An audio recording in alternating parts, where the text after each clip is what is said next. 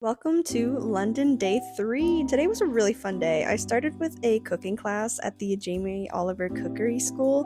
We had a nice lesson on some Vietnamese street food. The people were all lovely and the food was absolutely delicious. The meatball dish that we made, new favorite, I swear. It was so good. They also made this really nice pho dish for everyone.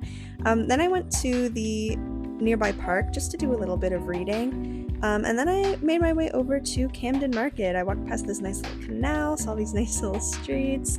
Everything was really busy at Camden Market. I stopped at this place to fill up my stomach with a nice little smoothie that was honestly kind of more of a juice. There were some really nice things to see, really cool views all around. These are the rings that I got. They were super pretty. I went to a nearby park to finish reading my book. It's pretty good. I'll leave the title in the caption for anyone interested. I went to Blank Street Coffee for dinner, and that was my day.